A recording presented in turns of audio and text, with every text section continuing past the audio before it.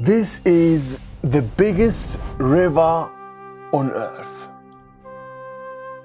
But to the people of the 16th century, it was anonymous, a blank space on a map that swallowed armies and expeditions for breakfast. A mystery that would only be unraveled by a one-eyed Spaniard, 57 starving men, and a boat held together by tree sap and desperation. This is the story of Francesco de Orellana, the man who gave the Amazon its name.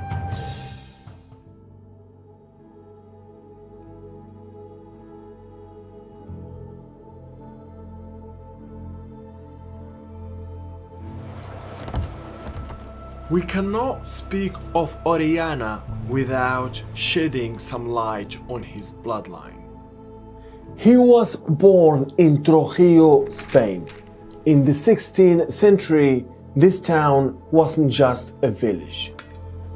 It was a factory for conquistadores.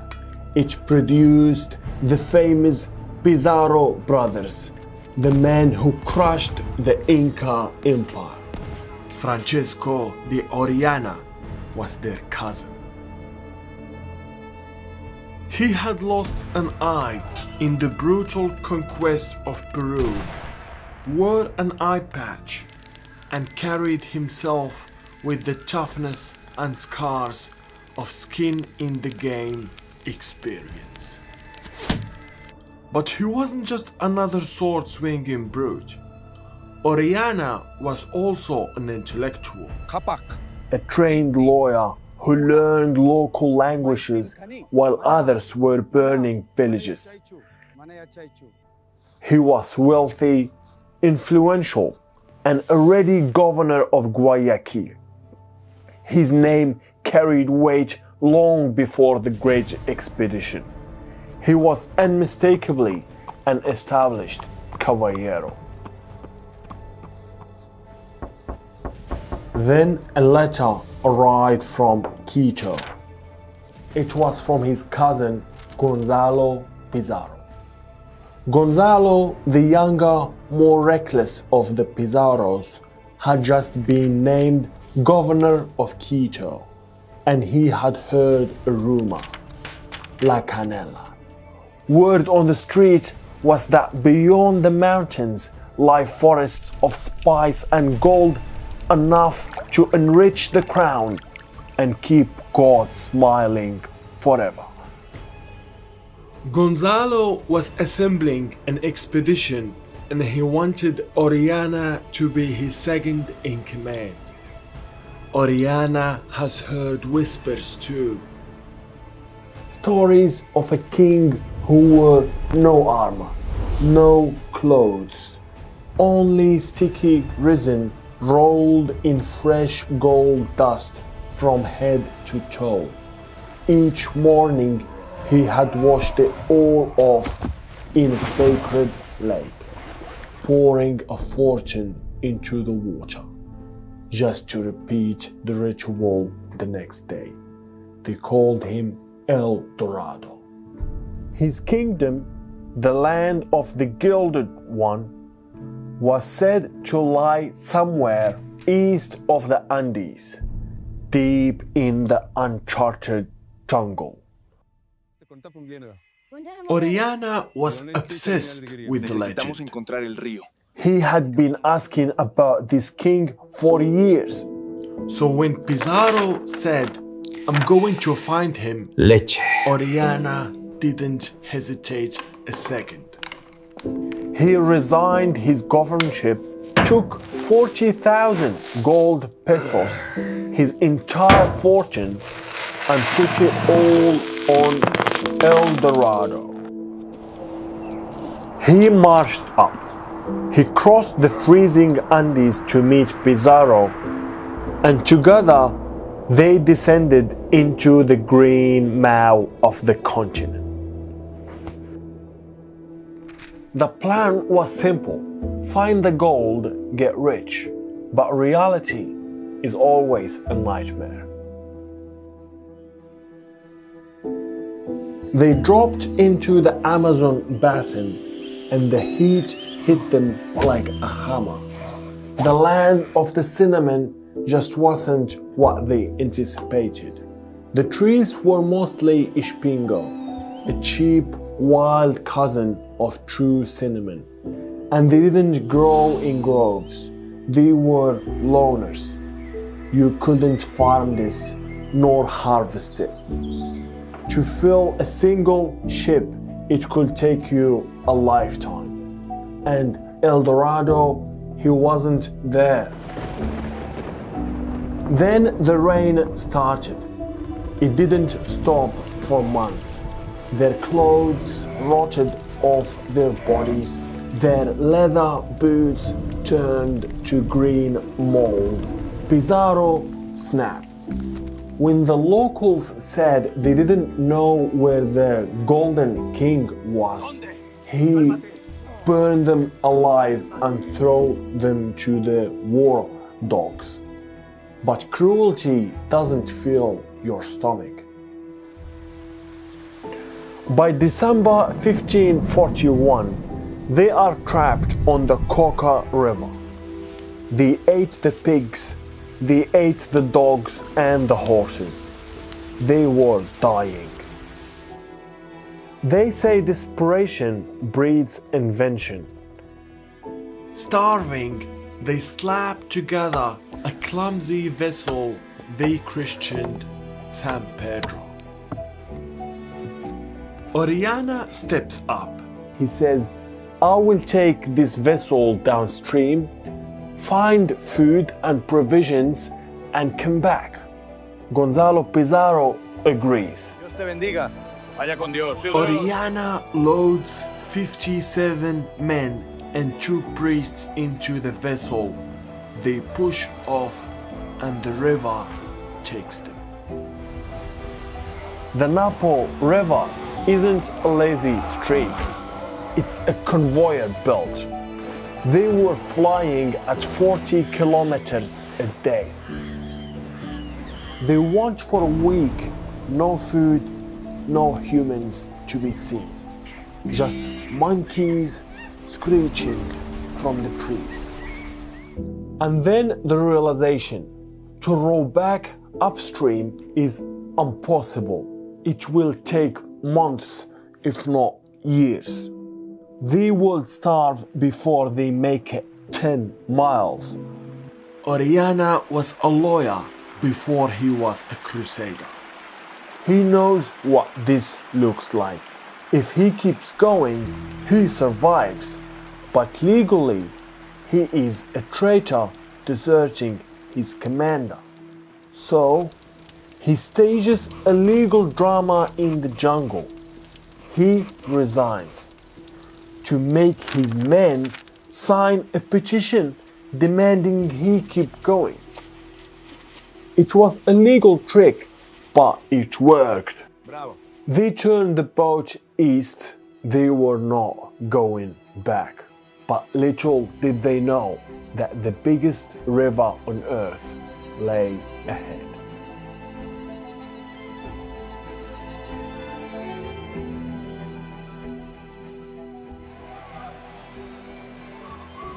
They drifted until they found a village called Aparia. Pizarro would have attacked. Orellana talked. Tenemos hambre. Necesitamos comida. Food. Fun. We need food. ¿Comprende? Orellana looked at the river spread into something monstrous. There was no stream anymore. Their San Pedro vessel stood no chance.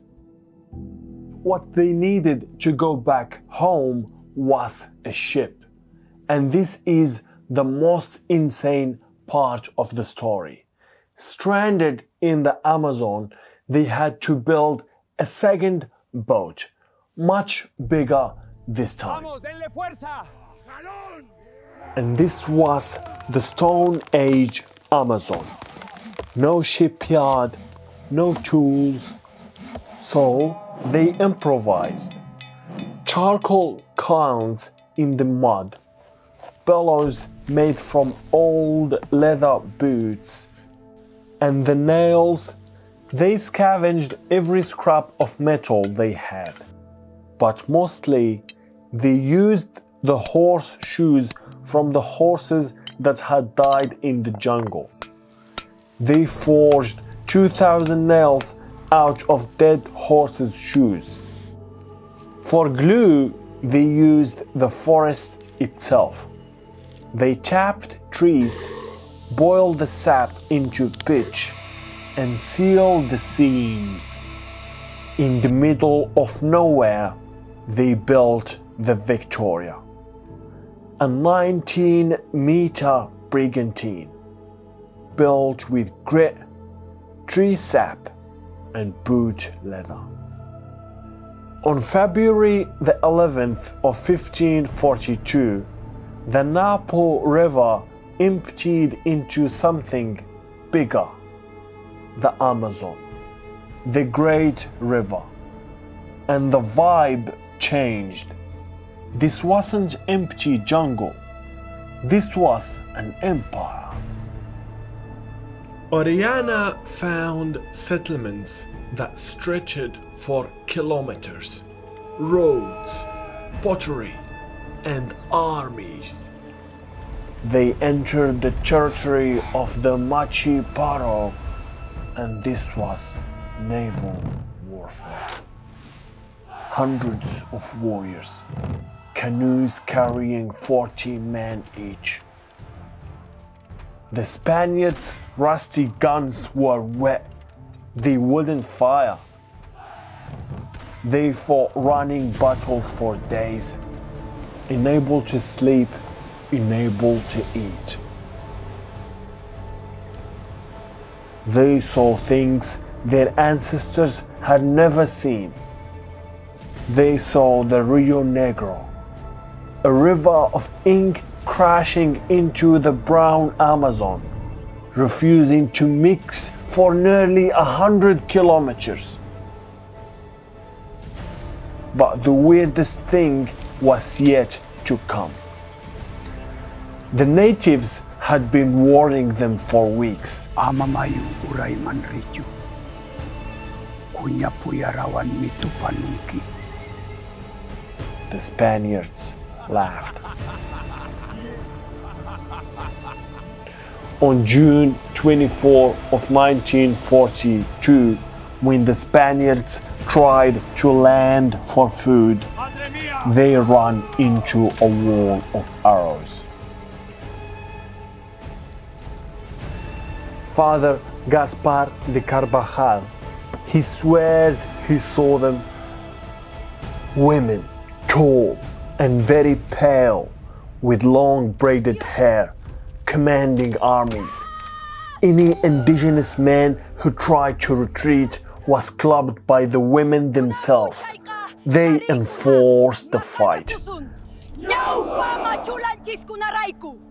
Orellana and his men referred to these women as Las Amazonas, borrowing the name from a Greek myth of female warriors that was popular among educated Europeans back then. And so the river took its name, Rio de las Amazonas. The last stretch of the journey was sheer peril. They entered the land of poison arrows. A scratch meant death. One soldier got nicked in the leg. He died raving mad 24 hours later. They drifted in silence behind high wooden railings, terrified of invisible snipers. On August 26th of 1542, they sailed out into the Atlantic Ocean. They had traveled for nearly 7,000 kilometers. They had crossed a continent. Orellana made it back to Castile. He charmed the king. He told him about the gold, the cinnamon, the Amazonas. He was named Gobernador de las Amazonas. He even found a wife, a señora by the name of Ana de Ayala, to take back with him. And as soon as he was done popping her cherry, he started preparing for a return expedition. He thought he had won. He was going back to settle. But the Amazon does not give its secrets twice. He returned in 1545 with a massive fleet, 4 ships, 400 men. But it was cursed. Bon voyage, capitaine. Orellana was greedy. He bought rotten ships from smugglers. They were not adequately prepared. 98 men died of a plague near the Cape Verde Islands. One of his ships vanished in a storm, gone. When the survivors reached the mouth of the Amazon, the river fought back. They got lost in the delta, which is a maze of islands and channels 300 miles wide. They spent months wandering in circles, starving, dying of thirst in a river full of fresh water. Orellana, the survivor, finally broke. Hidden archers were decimating his forces. Sick with fever, heartbroken by failure, he died in the arms of his wife on the muddy banks of the river he discovered. And his cousin, Gonzalo Pizarro, he survived the walk back to Quito, having eaten his dog and probably one of his indigenous servants along the way. But he didn't learn his lesson. Soy Gonzalo Pizarro Rodríguez de Aguilar. He rebelled against the king of Spain. He tried to make himself king of Peru. It didn't work. In 1547, just 2 years after Orellana was buried in the mud, Gonzalo Pizarro was beheaded for treason. Gonzalo Pizarro died a traitor. Francisco de Orellana died a failure. The river was supposed to be named El Rio de Orellana, but the world preferred the myth, the Amazon.